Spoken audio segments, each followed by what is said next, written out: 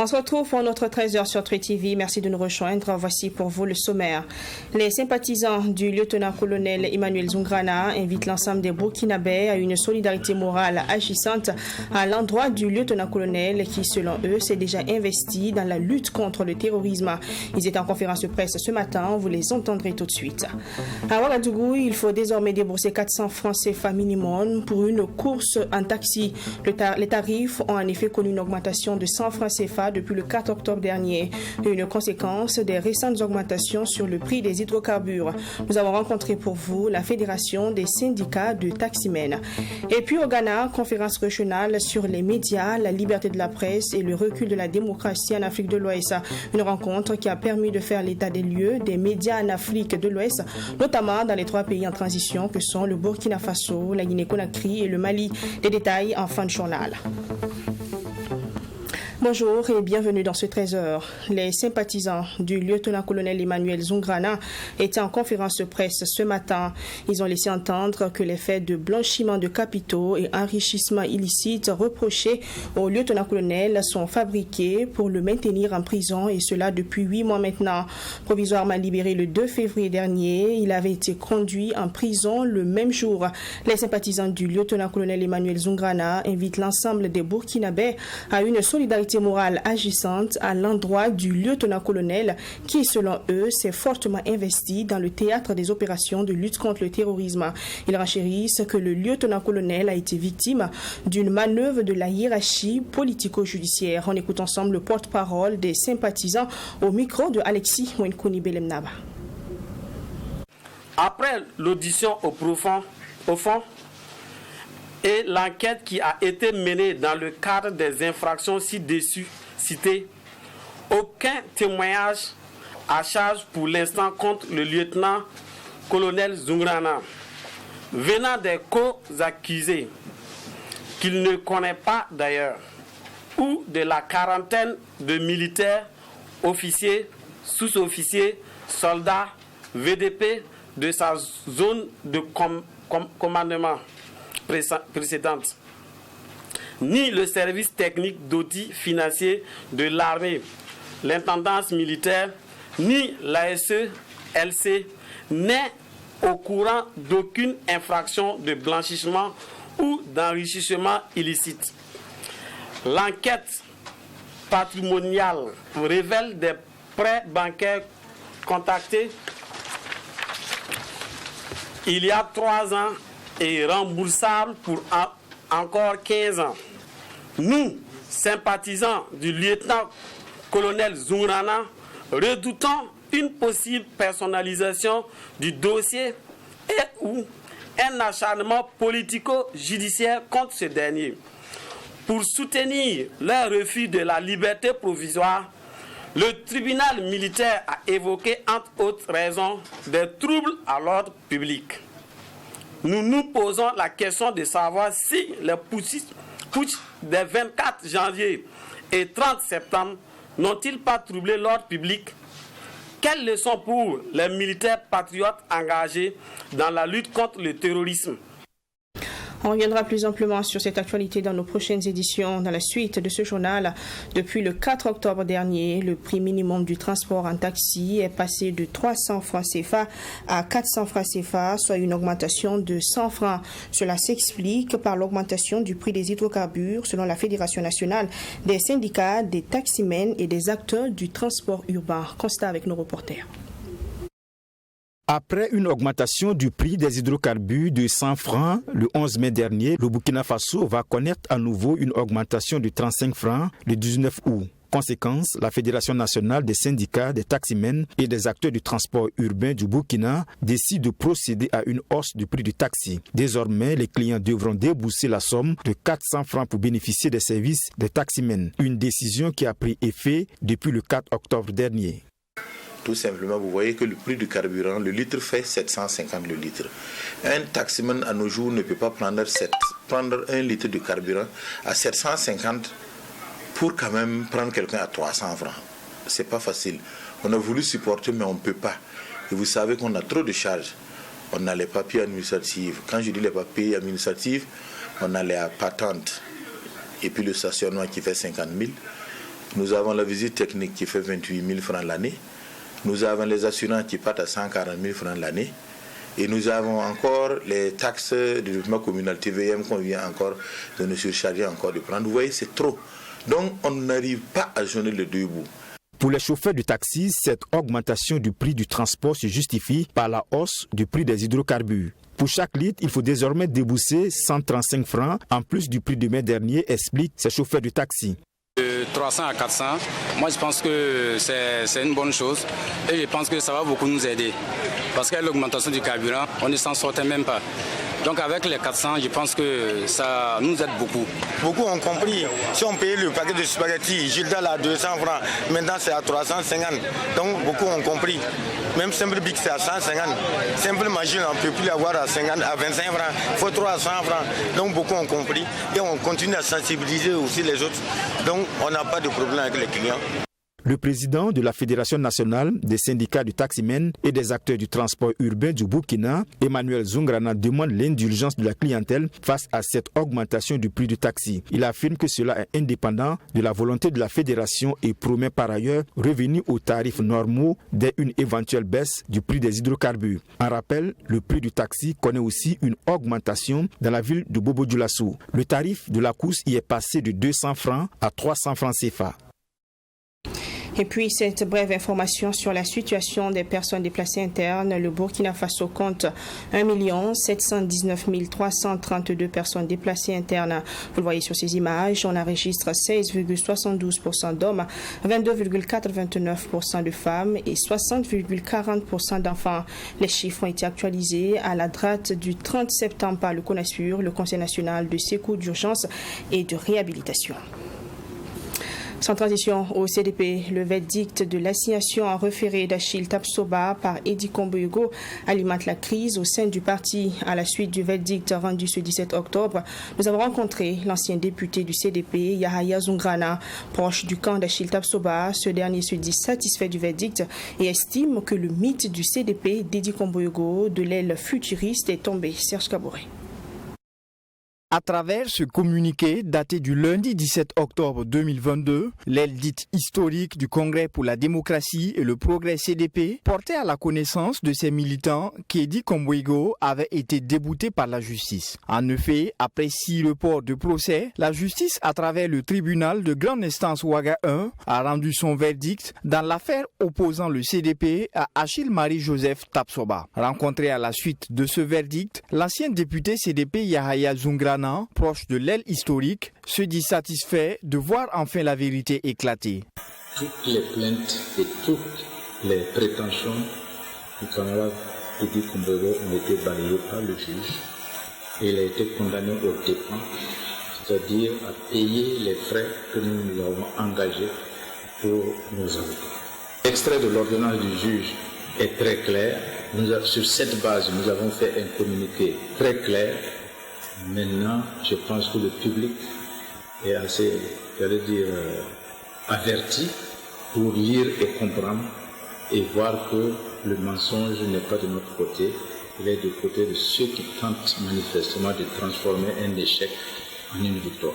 Des faits, l'on se souvient qu'Edi Komboyogo avait introduit en justice une plainte à l'encontre d'Achille Tapsoba pour plusieurs raisons. Pour usurpation de titres avec beaucoup de chefs d'accusation, et demandant au juge donc d'interdire à Achille Tapsoba, au camarade Achille Tapsoba, au notre président par intérim Achille Tapsoba, de poser encore des actes dans le sens de se considérer comme étant le président par intérim du parti parce que tout simplement, lui, il a organisé son 8e congrès, qu'il demande au juge de reconnaître la légalité, que le Congrès l'a désigné président du parti, il demande au juge de reconnaître cela, que son congrès a été régulièrement tenu, etc., etc. À cela s'ajoute une demande de condamnation d'Achille Tapsoba pour le paiement du montant d'1 500 000 francs CFA par jour depuis la décision du juge. Yahya Zoungrana parle du mythe du congrès qui serait tombé. Celui qui se plaint, c'est-à-dire Edi Komboego, n'a pas obtenu ce qu'il attendait du juge, c'est que nous avons gagné, puisque nous nous défendions et c'est lui qui est venu nous accuser d'usurpation et il ne l'a pas obtenu, donc nous avons gagné et c'est cela qui nous satisfait aujourd'hui. Il se prétend président issu d'un congrès qu'il a tenu en décembre 2021. Le juge a balayé tout cela parce que comme nos avocats l'ont dit lors des plaidoiries, Edi Komboego aujourd'hui n'a aucun document de l'administration qui montre qu'il a tenu régulièrement son congrès et que l'administration est au courant du nouveau bureau qu'il a mis en place et dont il se réclame le président.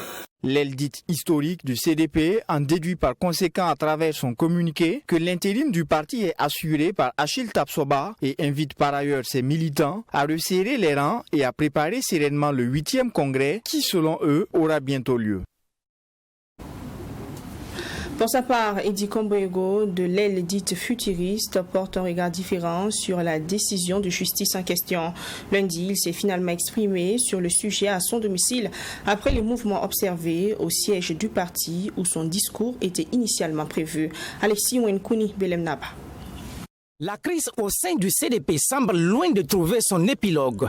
Le 27 juillet 2022, Edi Komboego a signé un référé à Achille Tapsoba pour le voir condamné par la juridiction du président du tribunal de grande instance de Ouaga 1 à ne plus se prévaloir de la fonction du président du CDP, lui interdire de poser tout acte pour et au nom du CDP et de représenter le CDP de quelque façon que ce soit. L'aile dite historique informera par un communiqué que le juge, après plusieurs reports, n'a finalement pas accédé à la requête de Edi Komboego. Le concerné Edi Komboego invite la presse au chef du parti pour donner des précisions sur la décision de justice qui vient de tomber.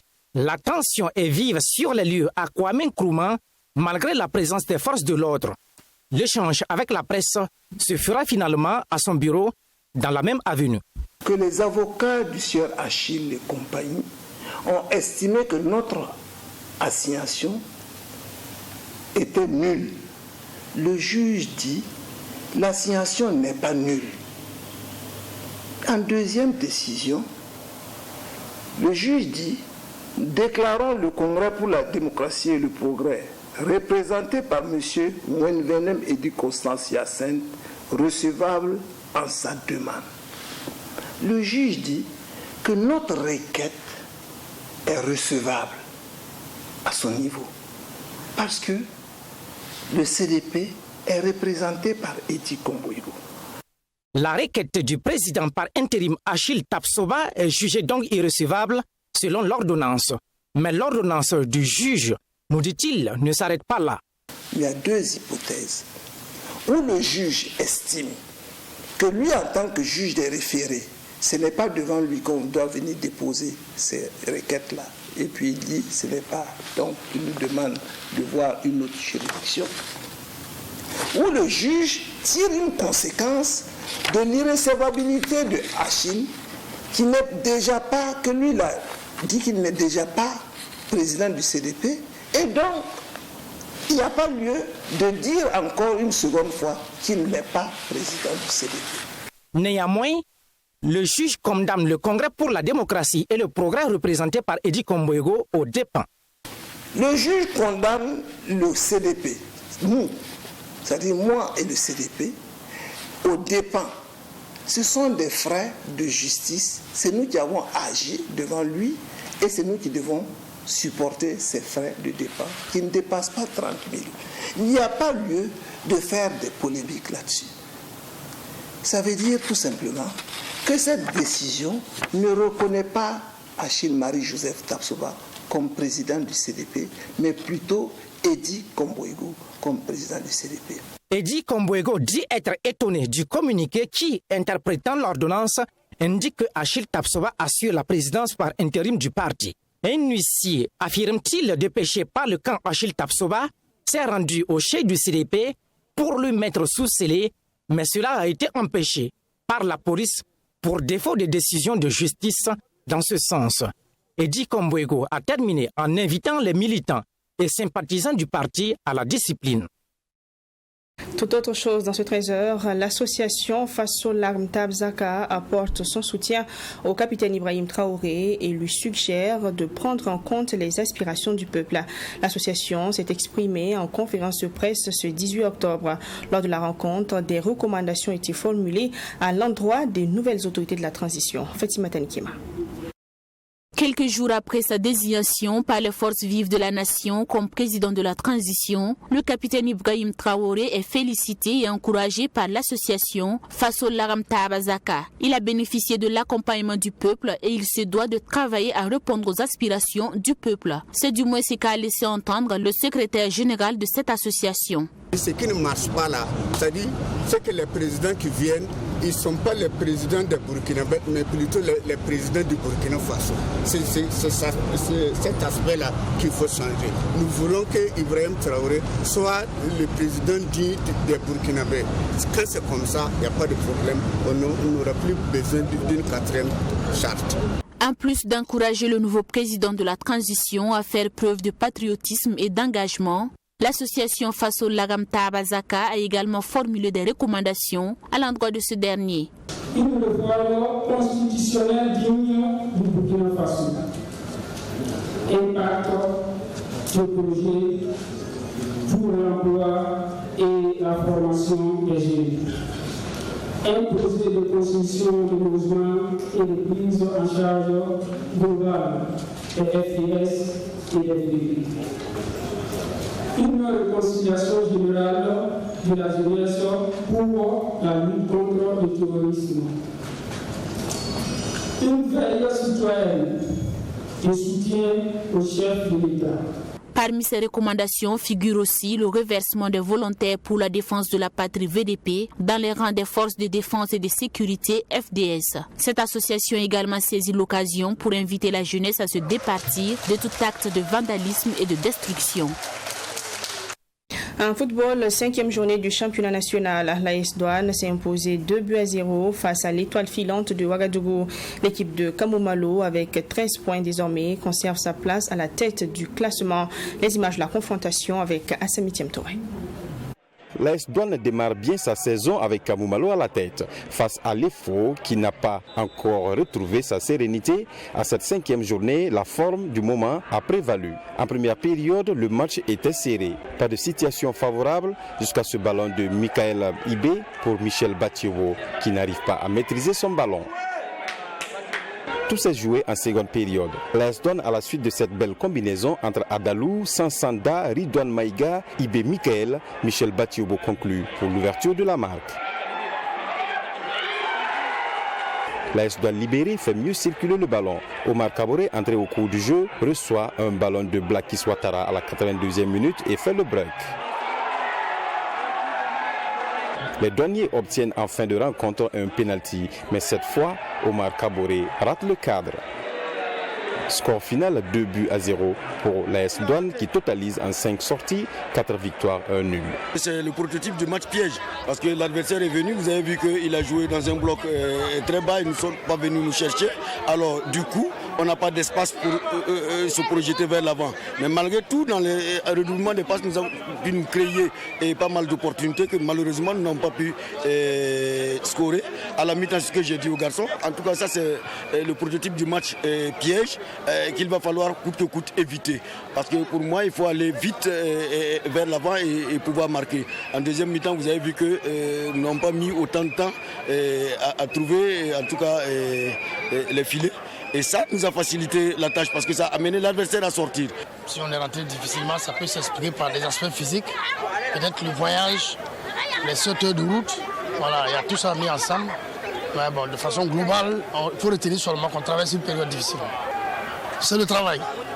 C'est le travail parce qu'il faut travailler. Vous savez, c'est une équipe totalement en construction.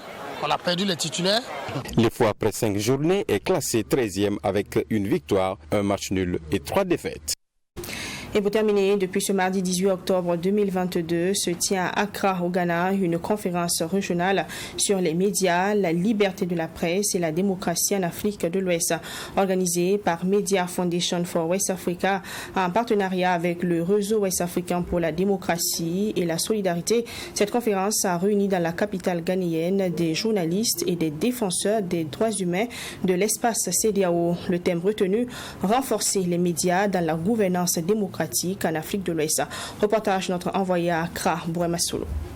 Le rôle des médias face au recul démocratique et au rétrécissement de l'espace civique, ou encore les médias et la restauration démocratique, notamment au Mali, au Burkina Faso et en Guinée-Conakry, sont entre autres les problématiques qui sont au cœur de cette conférence régionale sur les médias et le recul démocratique en Afrique de l'Ouest.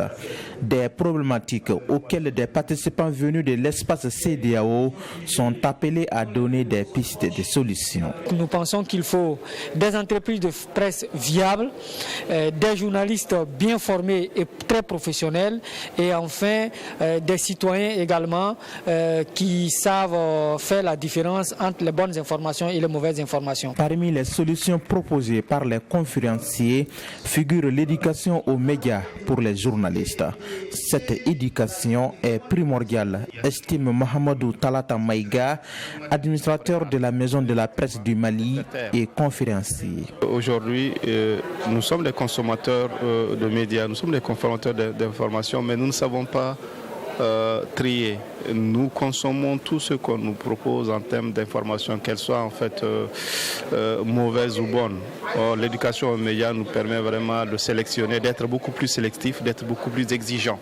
Si l'éducation aux médias est l'une des solutions proposées, les faîtières des médias sont elles aussi interpellées pour un espace médiatique sain qui sera la sentinelle de la démocratie en Afrique de l'Ouest. Si la Maison de la Presse joue son rôle de flicter des faîtières des associations professionnelles des médias, centre de documentation, de formation et d'appui institutionnel aux journalistes, vous verrez que beaucoup de nos problèmes vont être résolus là, et les journalistes ne vont plus se référer à qui que ce soit pour savoir s'ils doivent donner la parole à un tel leader d'opinion ou bien à un tel activiste de la société civile, quand ils sauront qu'ils sont protégés au niveau national et international, qu'ils peuvent donner la parole aux invités qu'ils voudraient, et la seule chose qu'on va leur demander de rester dans le champ que le législateur a défini comme le champ d'action. Vous verrez que les médias vont jouer leur rôle et vous verrez que les pouvoirs publics qui ont de plus en plus tendance à les museler là vont reculer. Cette conférence qui prend fin ce mercredi est organisée par la Media Foundation pour West Africa en partenariat